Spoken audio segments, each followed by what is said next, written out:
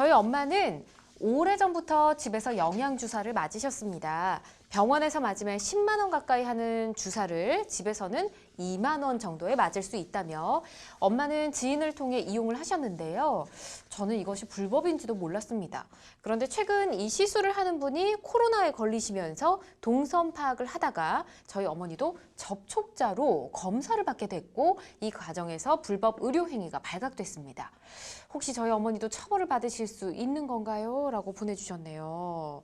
이게 최근에 그 뉴스에서 계속 얘기가 나왔던 문제죠. 네. 집에서 맞는 영양주사 이런 얘기들이 있었는데 일단 처방전 없이 주사 치료제를 구입 판매하는 행위부터 살펴보도록 하겠습니다. 이거는 당연히 불법이겠죠? 네, 이제 의약품 중에는 뭐 처방전이 필요한 의약품, 일반 의약품이 있고 이제 처방전이 꼭 필요한 전문 의약품이 있습니다. 네. 근데 처방전이 필요 없는 의약품, 일반 의약품이라면 약국에서 이제 약사로부터 허가된 이제 약품을 구매할 수 있는데 네. 만약에 구매에 처방전이 필요한 전문 의약품이라면 네. 의사의 처방과 처방 후에 약사의 조제 복약 지도에 따라서 복용이 가능합니다. 그래서 약을 처방 없이 누군가 대리 구매를 해주거나 하는 행위는 명백한 약사법 위반 행위입니다.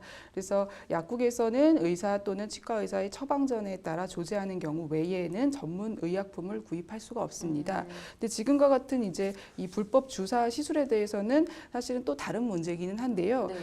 이러한 불법 행위 이렇게 주사를 따로 놔주는 이런 간호조무사 같은 분들이 따로 주사를 막 놔주는 이런 행위가 사실은 2000년 이전까지는 정말 더 활발하게 많았다고 합니다. 그러다가 이제 2000년 8월에 의약분업이 많이 돼서 예. 처방전이 있어야만 약품을 구입할 수 있는 상황이 되어서 지금은 좀 그런 것이 많이 옛날보다는 없어졌군요. 좀 낮아졌다라는 예. 게 의료계 설명이기는 합니다. 아, 그렇군요. 예. 알겠습니다. 자, 의료기관이 아닌 다른 곳, 뭐 자택에서 의료행위를 한다.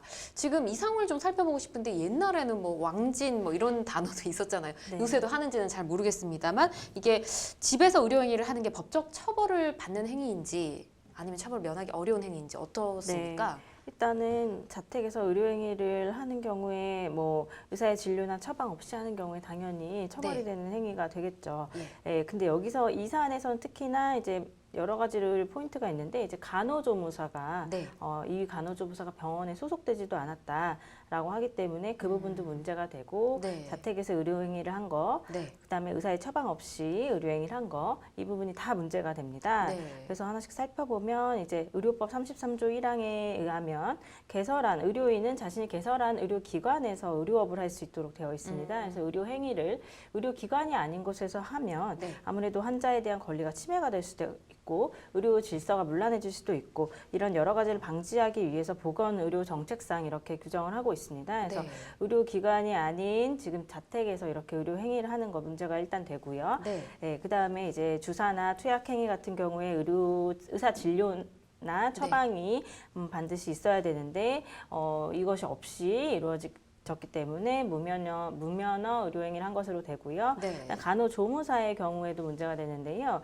일단 간호조무사는 간호사와는 달리 또 네. 의료인으로 의료법상 의료인의 범위에 포함되지가 않습니다. 그래서 간호조무사의 경우에는 예. 의료인이 하는 의료행위를 보조하는 것 이상의 행위를 할 수 없습니다. 네. 근데 이제 보조하는 것 이상의 당연히 의사의 처방이나 진료 없이 이루어진 것이기 때문에 굉장히 여러 가지로 불법성이 많이 보이고 있습니다. 그렇군요. 알겠습니다.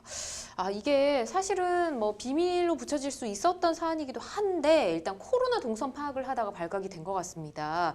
주사를 투여받은 우리 사연 보내주신 분의 어머니가 처벌을 받게 될지 이것 때문에 걱정이 돼서 사실은 보내주신 거거든요. 네. 예. 의료법상 간호조무사는 예. 이제 아까 변호사님 해주셨듯이 환자의 간호 요구에 대한 관찰, 또 자료 수집, 간호 판단, 요양을 위한 간호, 그다음에 의사나 치과의사, 한의사의 지도하에 시행하는 진료의 보조, 네. 또 간호 요구자에 대한 교육 상담 또는 활동의 기획과 수획 네. 이런 단순한 아주 정해진 활동만 할 수가 있습니다. 그런데 이러한 활동을 할 때에도 역시 의사, 치과의사, 한의사의 지도하에 이제 그 의료기관을 한해서 보조를 할 수 있는 것입니다. 그래서 말씀대로 간호조무사가 이러한 행동을 한다면 불법 시술을 한 행위에 대한 처벌이 불법이지만 지금 문제는 저희가 불법 시술 받은 분이십니다. 네. 예, 받은 분에 대해서는 처벌 규정이 없습니다. 아, 그렇군요. 예, 그래서 지금 최근에 이제 간호조무사가 부산 전역에서 이런 불법 치료를 하는 바람에 네. 많은 여러 가지 추가 감염 사례가 예상되고 있는 상황인데요. 네, 그렇죠. 부산에서 지금 이런 많은 시민분들에게 검사받기를 당부하면서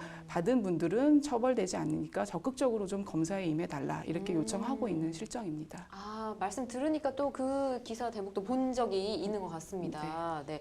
우선은 어머니는 처벌을 받지는 않으실 것 같습니다. 이렇게 일단 궁금해하셨던 부분에 답변 먼저 드리고요. 불법 시술을 받다가 만약 부작용이 생길 수도 있지 않겠습니까? 뭐 지금 영양주사 말씀하셨지만 뭐 다른 여러 가지 뭐 시술들이 많으니까 부작용이 생기면 그 시술자에게 보상을 요구할 수 있을까요?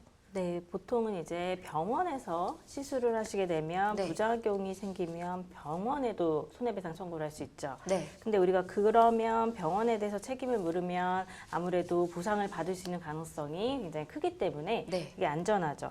그러나 이제 불법 시술의 경우에는 이제 시술사 개인에게만 책임을 물을 수 있습니다. 근데 시술자 개인에게만 책임을 물을 수 있다는 거는 이제 손해배상 청구 자체는 가능하다는 말이죠. 당연히 불법 행위에 대해서 손해배상 청구 자체는 가능한데 네. 문제는 이 시술자가 자력이 있나 이게 문제예요. 아. 자력이 없을 가능성이 굉장히 많습니다. 그래서 네. 아무리 소송을 이겨도 자력이 없으면 강제 집행이라는 걸 하기가 어렵지 않습니까? 그렇죠. 그래서 이런 불법 시술자에게 시술을 받은 경우에 어떤 부작용이 생겨도 개인에게 이거를 물을 수밖에 없는데 개인이 자력이 없으면 사실상 소송에서는 이기더라도 보상을 실제로 받기는 좀 어려움이 있을 것이다. 이런 말씀을 드릴 수 있습니다. 그렇군요. 알겠습니다.